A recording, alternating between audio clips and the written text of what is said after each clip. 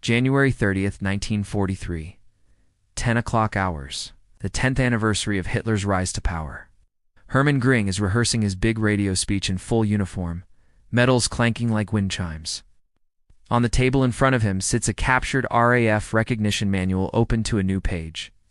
A sleek twin-engine aircraft made of plywood and balsa, no defensive guns, no armor, just speed. De Havilland Mosquito. Göring snorts so hard his monocle falls out. Children's toy made of furniture. Tommies must be truly desperate. He passes the photo around the room.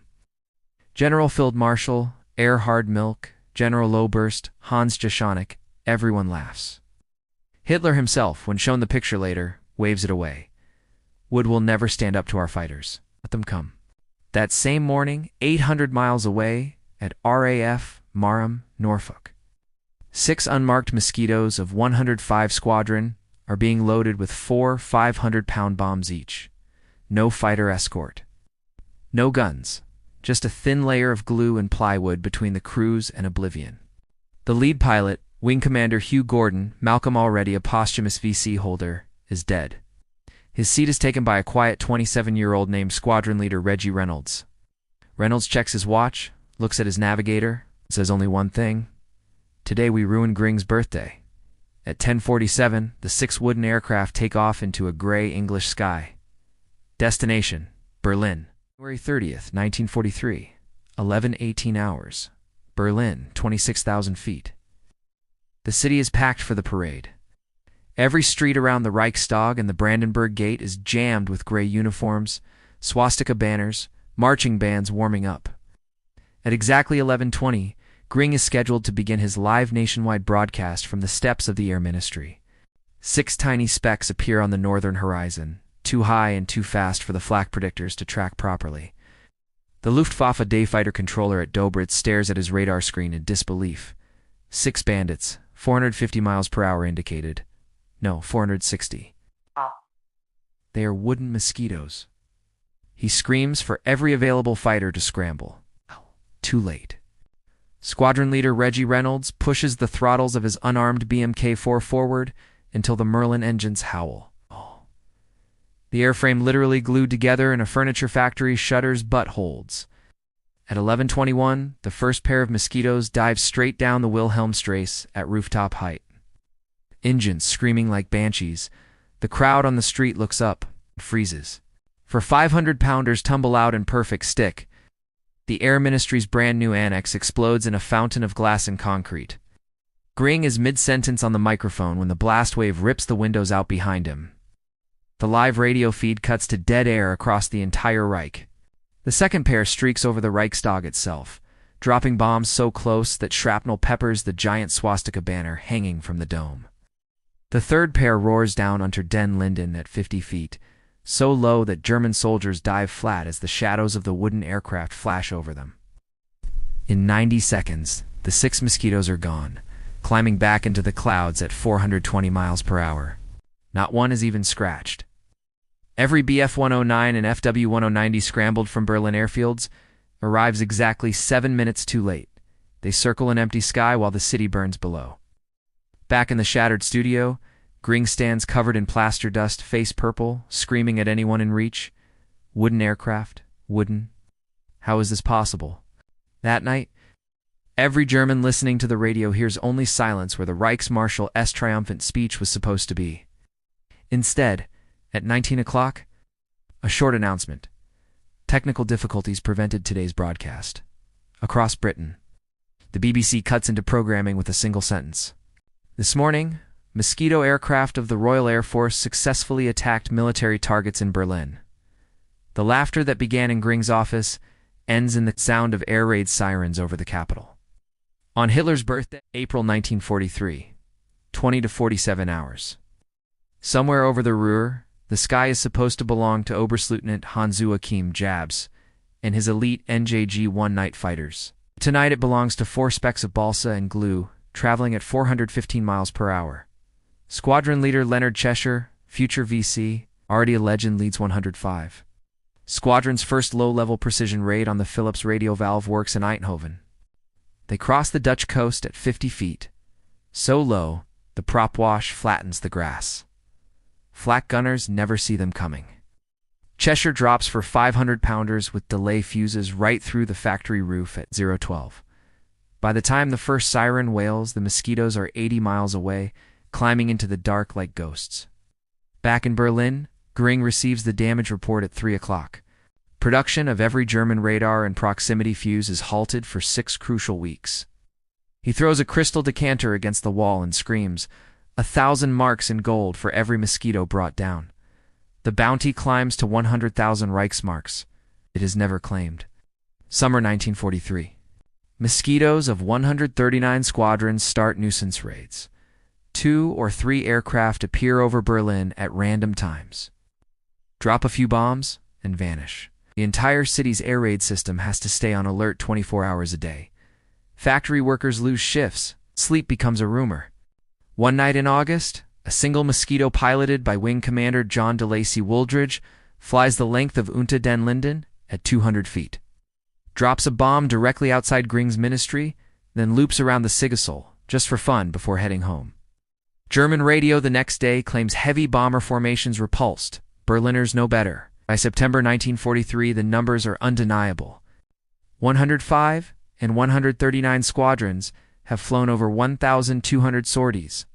Total Mosquitoes lost to enemy action, 0. 8. German night fighters simply cannot catch them. The fastest Me-410 can barely reach 390 miles per hour. The Mosquito is already pulling away at 415 and climbing. In the ops room at Diehl Airfield, a shaken Luftwaffe major tears the Mosquito silhouette off the recognition board and replaces it with a new name written in red. Der Fliegende. Schrecken, the Flying Terror. Across the Reich, whenever twin Merlin engines are heard overhead, the same phrase is whispered from Norway to France. Die Mach kommt. The Mosquito is coming. And nobody laughs anymore. January 1944, 23,000 feet over northern Germany.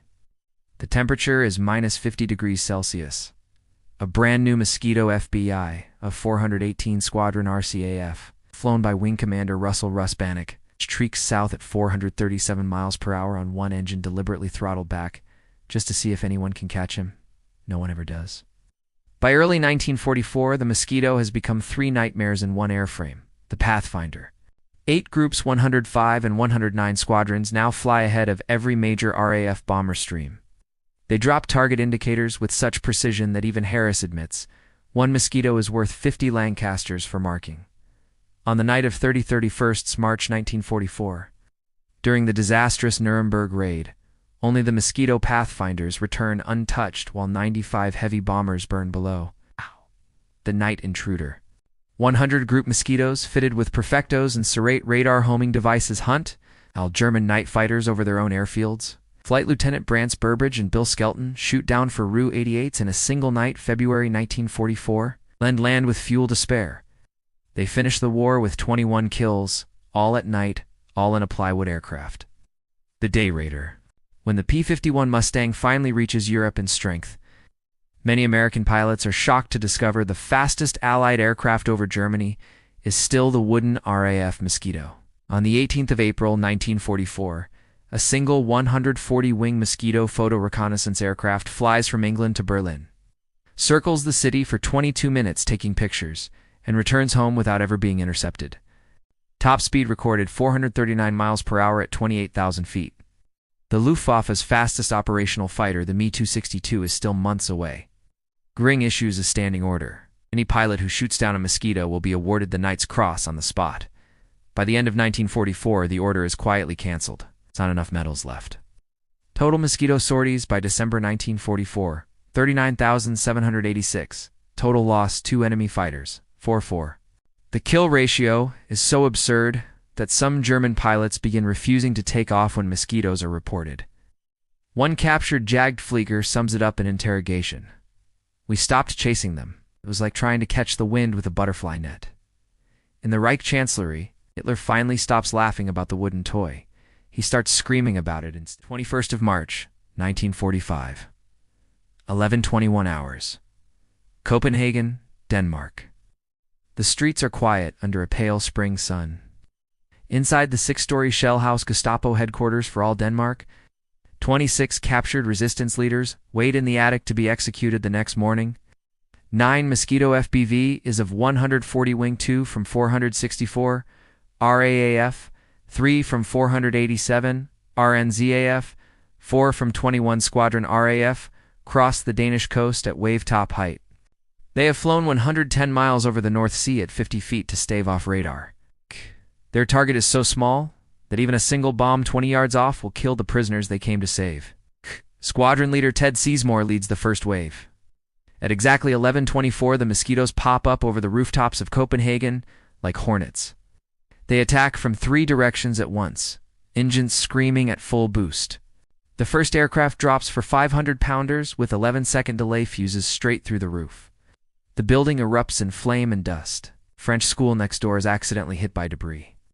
One Mosquito flown by Wing Commander Bob Bates clips a signal tower, crashes, and explodes. But the remaining aircraft press the attack. Floor by floor, the Gestapo HQ collapses. Every single resistance prisoner escapes in the chaos. The entire Gestapo records section for Denmark is destroyed in 90 seconds. The 9 Mosquitoes reform over the city, waggle their wings to the cheering Danes below, and fly home at 420 miles per hour. Only 1 aircraft is lost. Operation Carthage becomes the most precise airstrike of the entire war. 3 weeks later, on the 2nd of May 1945, 2 days after Hitler's suicide, a lone Mosquito of 143 Squadron makes the last combat sortie of the European war. It flies over Kiel Harbor, drops a single 500-pounder on a U-boat pen for luck, and returns to England untouched. Total Mosquito combat sorties, 42,087. Lost 2 enemy fighters. Still only 4 lost to all causes, 1 in every 7,000 sorties. In 1946, a captured Hermann Göring is shown a photograph of a Mosquito. He stares at it for a long time, then says quietly to his interrogator, "In 1939, I told the world we would never be bombed. In 1943, a wooden aircraft made me a liar on my own birthday. Every time I heard those twin engines, I knew the war was lost." The fastest, most versatile, most accurate aircraft of the Second World War was built by piano factories and cabinet makers. Glued together with casein from milk and powered by nothing more than British ingenuity. They called it a toy. It became the nightmare that never needed guns. End.